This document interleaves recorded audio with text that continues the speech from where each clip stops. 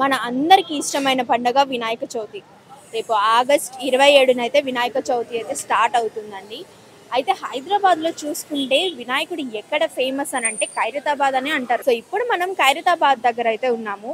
వెనకాల చూసుకున్నట్లయితే వినాయకుడిని తయారు చేస్తూ ఉన్నారు. మనం లోపలికి వెళ్ళి చూద్దాము ఎలా తయారు చేస్తున్నారు, ఎలాంటి వస్తువులు వినాయకుని తయారీలో వాడుతున్నారు అనేది.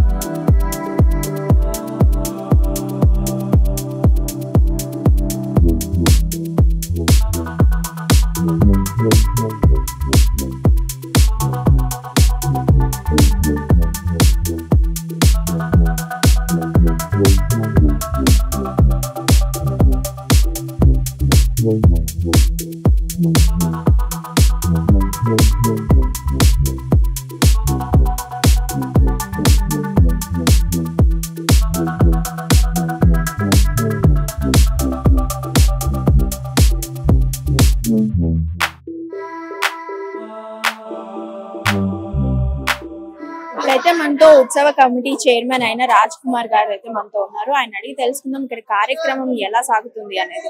నమస్తే అండి. నమస్తే మేడం. అంటే ఇక్కడ ఇప్పుడు చూసుకున్నట్లయితే వినాయకుడు కార్యక్రమాలు అయితే జరుగుతూ ఉన్నాయి. ఎలా జరుగుతున్నాయి చూడండి, ఈ సంవత్సరము కర్త వినాయకుడు విశ్వశాంతి మహాశక్తి వినాయకునిగా దర్శనమివ్వబోతా ఉన్నాడు అనమాట. మరి జూన్ 6వ తేదీ మనము ప్రతి సంవత్సరము వినాయకుని నిర్జల ఏకాదశి రోజు పనులు అనేది మొదలు పెడతాము.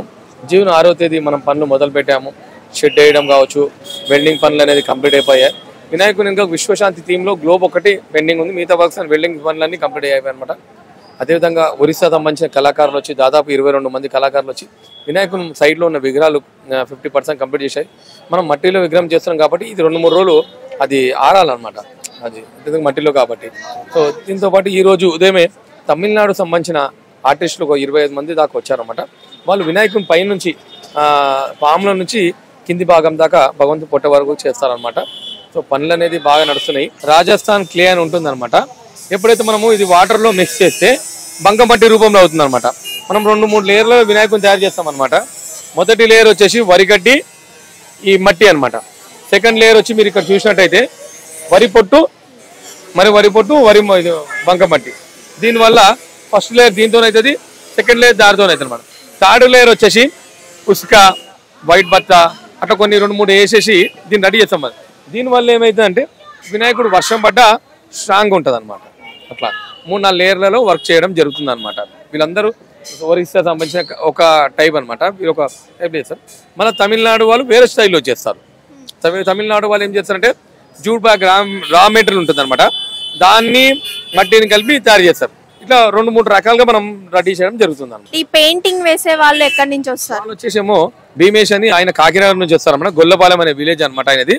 అక్కడ నుంచి ఆయన ఒక 15 మందిని తీసుకొచ్చి వినాయకుని వెనక బిల్డింగ్ మొత్తం వాళ్ళు పెయింట్ వేయడం జరుగుతూ ఉంటుంది అనమాట.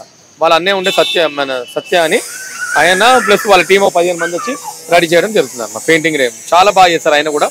సో ఇట్లా టీం అనమాట, ఒక టీం సెటప్ ఉంది కాబట్టి కంటిన్యూ వీలే బాగా నిపుణులైన వాళ్ళు చేయడం జరుగుతుంది అనమాట. మనకి ఎప్పుడైనా టైం తక్కువ ఉన్నా కానీ ఎక్కువ మందిని పెట్టి మనం రెడీ చేయడం జరుగుతుంది అనమాట.